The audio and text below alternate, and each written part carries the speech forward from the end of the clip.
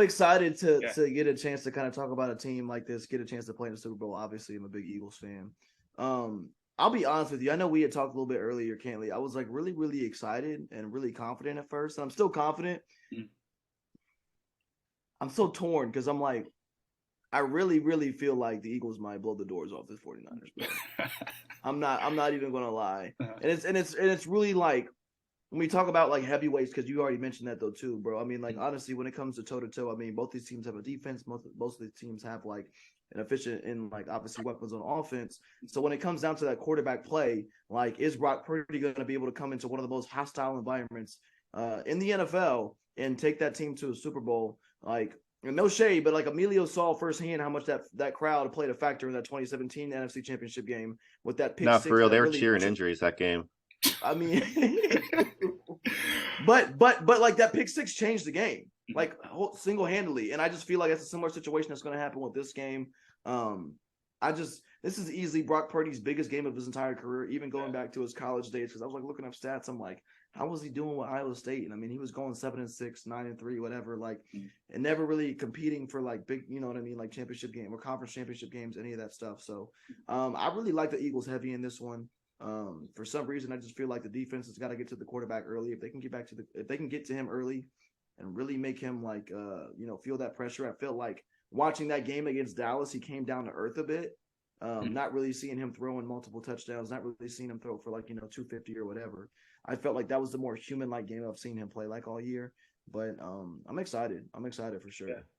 Yeah. It's going to be a good one. And I was actually looking at a article on CBS before we hopped on here to kind of get a little bit of insight, just from their end of things. But it's funny you talk about, the different positions in this game, and it's pretty much like evenly matched. I think the breakdown, I think San Francisco won 5 of the categories. I think Philadelphia won 5 of the categories from like quarterback to running back, receivers, O-line, whatever. So I'm like, it really is like super even, but it really does come down to the quarterbacks. I think, this is when their legacies are made, like when they're on the line. And Jalen Hurts, he's been spectacular all year. My pick is still San Francisco, but really this is one where it's like, I think for me personally, San Francisco is like 51% them, 49%. I mean, it's like right. It's right a pick 'em game, yeah, right? It really is, yeah. Yeah, and I don't blame anybody for picking San Francisco. I mean, San Francisco's won 12 straight now, so they've looked really, really good. And Brock Purdy has obviously proven that he can play in the NFL. But and I always find it interesting too because everybody's like, "Well, how healthy is Jalen Hurts, bro? It's the NFC Championship game. Nobody's healthy at this point in the season, anyway. Like, nobody's healthy, so like it doesn't matter at this point. And he's just like, I think the one thing I like about Hurts the most though too is that like, I mean, I follow it a little bit more too because I'm a fan. But like every week, it doesn't matter if they play Chicago, it doesn't matter if they play Dallas, but he always respects the defense. So I feel like he's going to be prepared for whatever comes in when it comes to San Francisco. Obviously, they haven't seen a defense like that before, but it's not that he's not doing his film and doing his research as far as getting ready to go up against that team. Because I'll tell you what, like Bosa, Warner, I mean, those guys are freaking fast. Yeah. Fast. So I'm kind of curious what Emilio thinks, though. Yeah. I'm really, really curious. The other NFC fan in the pod, curious. I'm going to be with Cantley here. I think it's San Francisco, but like you said, 51, 49%. You guys made a lot of really great points there, Miles. I think I saw that Brock Purdy, I think this is only his 3rd road game. So, he's been in San Francisco, Levi Stadium, this whole run, comfort of his own home, own fans, the support there. So, like you said, Philly is an extremely hostile environment. I think they booed Santa one time. So, they're not afraid to boo anyone. But I think really like the first 2 drives when we see San Francisco's offense, we'll get a feel of like how this game is going to go. Because those are like the scripted plays. So if he can execute some scripted plays, then maybe once you throw the game plan out the window, he might be able to hold you in there. But if they're struggling with those scripted plays, then it could be a long day for number 13 in red. I want to ask you this though, Amelia. I'll stay on you for a second, and Miles, I'll ask you the same question in a second. Yeah. When you're, one of the reasons why I'm like really sold, I think, on San Francisco is obviously Elijah Mitchell and Christian McCaffrey. And I was actually reading, I saw McCaffrey in 10 starts, he has over 50 receptions, or he has 50 receptions this season. And I'm just wondering, with a running back who can catch that well, like what does that do to that defensive line of the Eagles? You look at them, they have, I think it was either 70 or over 70 sacks this year, which I'm like, that's absurd. So I'm like, when you have a running back like McCaffrey that can catch and he's a little more versatile, he's not just running up the middle. Like, what kind of position does that put Philly's defense in? Yeah, for me, like Mhm. I'm not going to sit here and act like I break down film or anything and can tell you anything like that. But, the running back that can catch is always going to be like a safety net for a young quarterback, a rookie quarterback. You can get some design plays for him, just get the ball in his hand, get some confidence in the running back, get some confidence in the quarterback. I hope that answers your question. But real quick, I did want to say I think Christian McCaffrey might be the best midseason acquisition in NFL history. Especially they if talked about that a couple of weeks ago. They said, is that trade one of the best? And I also do think it depends on how far they go. I mean, granted, they already have made an NFC Championship game, but obviously that kind of flipped the switch, especially when Garoppolo went down. Like how much, like you said, that safety net he's really turned into. Another point that I do want to bring up to you guys, I mean, we're kind of talking about injuries. You guys know that neither one of those guys have practiced yet this week, right? Really? Yeah. Probably should have. I probably should have done that before making my pick. That's crazy. Neither one of those guys have practiced yet this week. They both were hurt in that game. Elijah Mitchell's got a groin injury, and then McCaffrey has like a bruised like calf or something. Not saying that they're not going to play. Right. If we're talking about how efficient or effective these guys are going to be, like that has to be a factor. Going back to your question though, it just keeps the defense on their toes though, man. Like a guy that you don't know if they're going to run, if they're going to pass, whatever they're going to do, and even if they feel like they've got one side of the field locked down, having that safety net makes such a big factor. And for this type of a matchup, it just, especially when you're dealing with a guy like Purdy, who may not have that much experience, having like that much superstar power, even without them, Deebo Samuel, even having a tight end like George Kittle, like those are the Brandon Ayuk. Not as much Ayuk, but like having a tight end and having a fast receiver that they can work with so much with so little, like that is what makes a difference. And so if Purdy can find those guys and escape pressures and do that, that is what I worry about most. Being a Philly fan, though, I know that one of their slot corners, Avonte Maddox, might come back and play. And if he's able to play, I feel like that shuts down or even limits and smalls that window even more when it comes to having a guy like Christian McCaffrey available, because that gives him a chance to kind of blitz freely or whatever too. So it's tricky, man. He's so shifty. He's so fast. Like even with Deebo, and if they're both on the field at the same time, it's like, who do you cover, right? Like, see, I'm glad you brought up San Fran's weapons though, and then you guys at secondary, because that's kind of one of the other things I wanted to talk about. When you do look at the Eagles secondary, it's like Bradbury, Slay. I mean, like that's going to be a good matchup, I think, against those receivers for San Fran. Dude, I feel like this is the best defense that Brock Purdy is going to go up against, and I felt like Dallas played an amazing game defensively last week, and I felt like as far as potential or as far as like capabilities, Philadelphia has that, if not probably more, because they have like 4 defenders on the line that have gotten over 10 plus sacks this year. They've gotten the two of the top corners in the league with Bradbury and Slay, and then you can't forget about the safety with C.J. Gardner-Johnson as well, who's also been ball hawk back at safety. So it's like, to me, when I look at it, obviously I'm a little favored, but it's just like, how does a rookie quarterback like Purdy come in and adapt? And it's not that he can't. He has the potential, the powers, or the weapons to do it, but it's like my faith is in a team that's been doing it all year though too. So not just any rookie quarterback either. Like the last pick. The last pick, exactly. Like I didn't want to say it like that, but he wasn't a first round pick for a reason. Like somebody saw something we didn't. Yeah, that's true. That's true. Yeah. But no, I think, Miles, what you're saying is actually that it's really good with Emilio's point.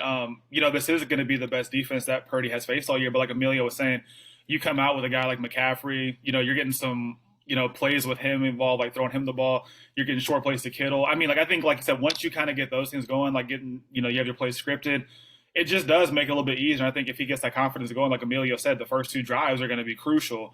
So you see what they do there. I'm really excited to see, like, what they do on those first couple of drives. I do want to ask you guys a question though too.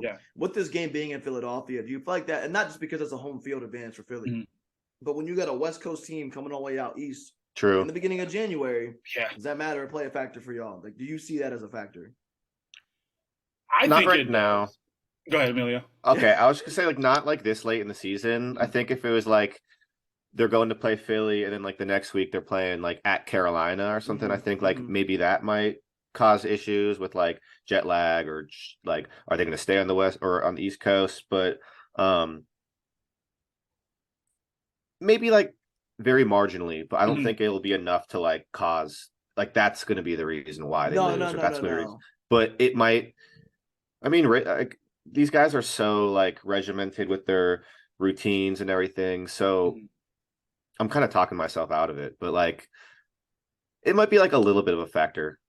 Yeah, no, and that was like my thing too. I think I'm kind of like, yeah, I think it might be a little bit of a factor, and the only reason why I think it matters so much for this game particularly is because it's against Philly, and like Philly just won a Super Bowl what 4 or 5 years ago. So it's like those fans are like, okay, we know what this is like. We've had this success. Like we're basically biting at the bit to like get back here, and they're gonna do the same thing. So it's like, I think if they were playing anybody else in the cold weather, think of like let's say if it was like San Fran versus Green Bay, and if you had that, and it was at Lambeau, I think yeah, like you would have it a little bit, but all at the same time, like Green Bay last time the Super Bowl was what 20? Was it 11?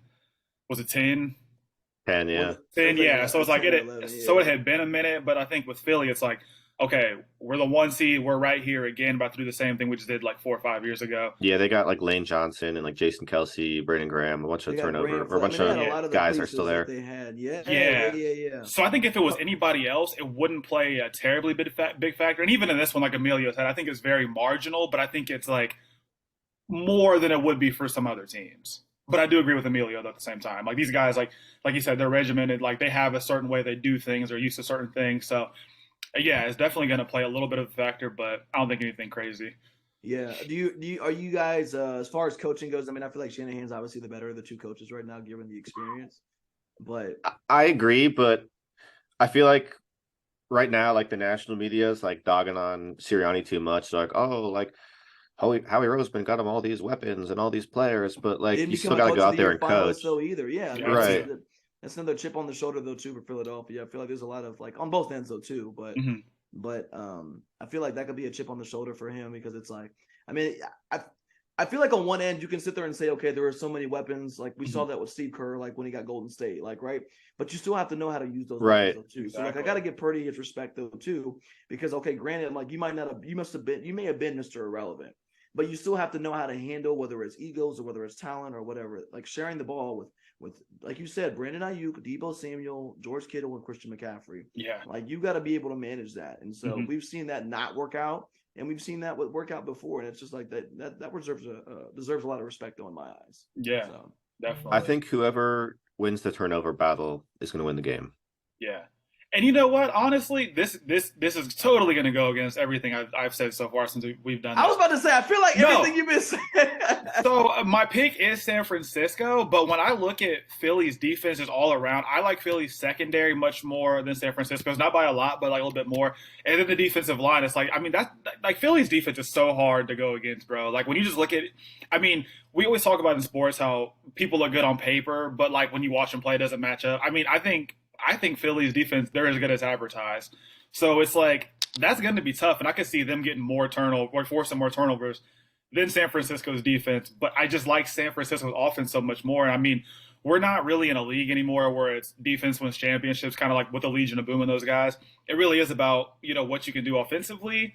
And I just like like I said, I just like San Francisco's weapons a little bit more, I think, than Philly's. But I don't know. The turnover battle is going to be an interesting one. I'm going to say this though too, because I know that you're saying they're as good as advertised, but like I don't think that there's enough people that are really sold on Philadelphia's defense though. I am. I get it. But when we talk about the NFL, we do talk about like the Dallas defense. We talk about the San Francisco defense. We might even talk about even like in the regular season though too. You know what I mean? Like the Denver defense or whatever. Like Philadelphia's defense has been like, for the most part, pretty solid. Whether it's turnovers or getting sacks. So it's just another game where they can get sacks because we didn't see a whole lot. Like Dallas played amazing in that game, but they didn't turn the ball over. There were a couple plays where like Brock Purdy should have thrown a pick or something like that. Yeah. So I'm trying to tie it in though too. When we're talking about that hostile environment, playing it like on the road. If turnover happens, whether it's in the first two drives, whether it's in the first quarter, how does he respond? Right. That is going to tell me a whole lot. So I feel like I gotta bring it up though. Yeah. San Francisco does have an All-Pro on every single level of the defense. First team All-Pro too. See, that's crazy. Gotta respect that a little bit. You do have, sure. You definitely have to respect that. But then Philly, they have like, you probably know this, Miles. Is it 9 Pro Bowlers? or 8 Pro Bowlers? Because it's either 8 Pro Bowlers and then Crazy. 9 alternates, or 9 Pro Bowlers. I think and it's not. It's 8 and alternates. then the alternates all together, Which too. is still ridiculous because That's crazy. that's like over half of your starting lineup. Yeah. Man. It's I mean, like like I said, from a statistical standpoint, like Mhm. and again, not taking anything away from San Francisco. I mean, Nick Bosa is going to be a problem. Armstrong's going to be a problem. Like Fred Warner, I'm sitting there watching that game. I mean, he's literally flying you ever see like a tackle on Crazy. the field? He's always there somehow, Yeah. some way, or he's always over there. So I saw this Yeah. post. It was like Nick Bosa is going to be extra motivated because this is the city that they stole the 2020 election. I saw that. I saw that too. It's accurate. Oh, we got big Bosa fans on this thing. Yeah. He hates Beyonce. Yeah. Oh, he way too, I think.